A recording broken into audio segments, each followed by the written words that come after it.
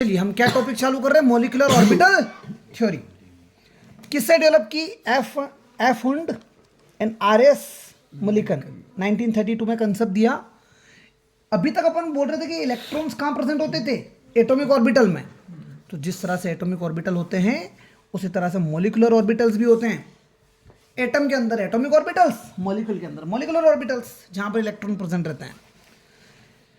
Atomic orbitals जिनकी energy कंपेरिएबल है, कंपेरिएबल मतलब जिनकी एनर्जी सिमिलर है और प्रॉपर सिमेट्री में है, ऐसे एटॉमिक ऑर्बिटल कंबाइन करते हैं तो क्या बनता है? Molecular orbital. तो आप लिखेंगे atomic orbital of similar energy combines and they form molecular orbital. समझ में आई कि नहीं आई बात? नंबर ऑफ मॉलिक्यूलर ऑर्बिटल्स कितने रहेंगे? जितने एटॉमिक ऑर्बिटल कंबाइन कर रहे होंगे। जितने अगर दो एटॉमिक ऑर्बिटल कंबाइन करते हैं तो मॉलिक्यूलर ऑर्बिटल भी कितने बनेंगे? अगर दो एटॉमिक ऑर्बिटल कंबाइन करते हैं तो मॉलिक्यूलर ऑर्बिटल भी दो बनेंगे।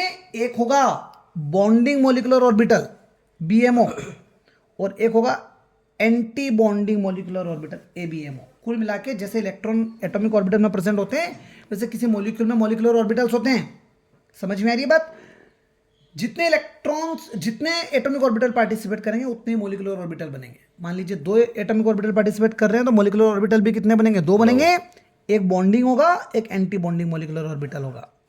बॉन्डिंग मॉलिक्यूलर ऑर्बिटल की एनर्जी लो होती है और लो होती है इसलिए वो स्टेबल भी होते हैं, उनकी स्टेबिलिटी भी ज़्यादा होती है comparison to anti bonding molecular orbital. बात समझ में आ रही है? मॉलिक्यूलर ऑर्बिटल को भी उसी तरह से फिल करेंगे अफबाउ प्रिंसिपल से, जैसे एटॉमिक ऑर्बिटल फिल करते थे 1s2 2s2 वाले फंडे से। समझ में आई बात?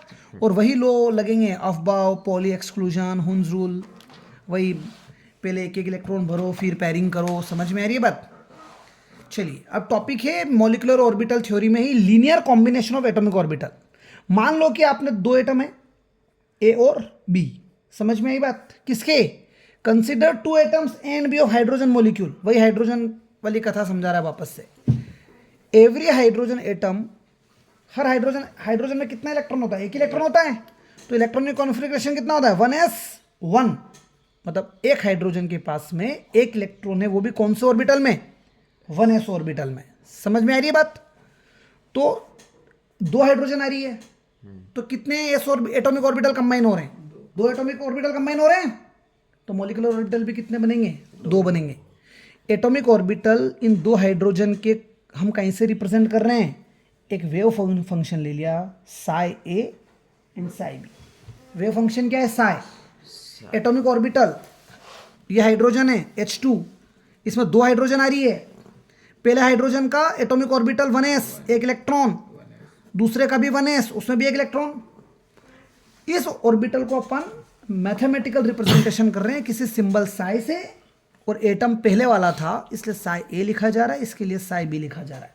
समझ में आ रही है बात?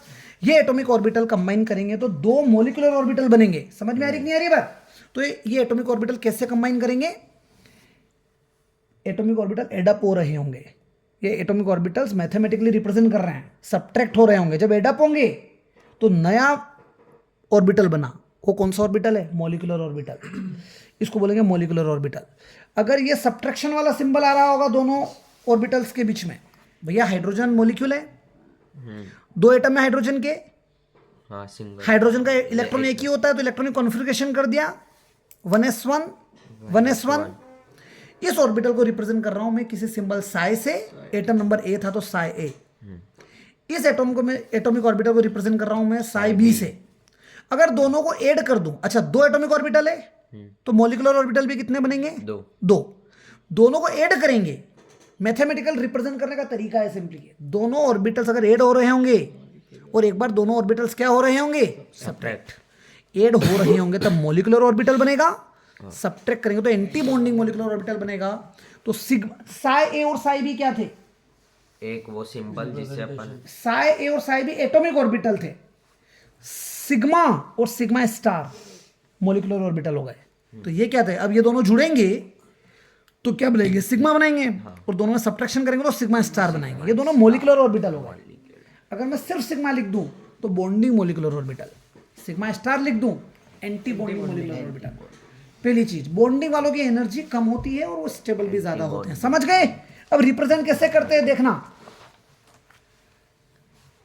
पहला एटॉमिक ऑर्बिटल ले रहा, दूसरा एटॉमिक ऑर्बिटल ले रहा, समझ में आई बात, दोनों मिले तो ये हो गया बॉन्डिंग मोलिकुलर ऑर्बिटल, ये हो गया एंटी बॉन्डिंग मोलिकुलर ऑर्बिटल। समझ में आ रही है बात? बॉन्डिंग वाले को नीचे लिखा, एंटी बॉन्डिंग वाले को ऊपर लिखा, ये सिग्मा हो गया या सिग्मा स्टार हो गया? सिग्मा क्या था? दोनों का सम। सिग्मा स्टार क्या था? दोनों का सब्ट्रैक्शन। कहानी क्लियर है कि नहीं क्लियर है? Energy anti bonding molecular orbital की जो है वो हमेशा ज़्यादा ही रहेगी, किससे? बॉन्डिंग वाले से, इसलिए बॉन्डिंग वाले को नीचे लिख रहे हैं और एंटी बॉन्डिंग वाले को ऊपर लिख रहे हैं। टोटल एनर्जी जो है दोनों मोलिकुलर ऑर्बिटल का वो हमेशा सेम रहेगा। अगर इन दोनों की एनर्जीज को जोड़ लें अपन तो, और इन दोनों की एनर्जी को जोड़ लें तो टोटल एनर्जी किसकी? दोनों एटॉमिक ऑर्बिटल्स की, दोनों मोलिकुलर ऑर्बिटल के बराबर रहेगी। परंतु एंटी बॉन्डिंग मोलिकुलर ऑर्बिटल की बात करोगे तो उनकी एनर्जी हमेशा ज़्यादा रहेगी दोनों पेरेंट ऑर्बिटल से। मान लीजिए दो पेरेंट ऑर्बिटल है, एक की एनर्जी 1 ले लो, दूसरे की 2 ले लो, तो एंटी बॉन्डिंग मोलिकुलर ऑर्बिटल की एनर्जी हमेशा 2 से तो ज़्यादा ही रहेगी और बॉन्डिंग की 1 से कम रहेगी। बात समझ में आ गई? लेकिन टोटल एनर्जी दोनों की कंबाइन करोगे ना आप, तो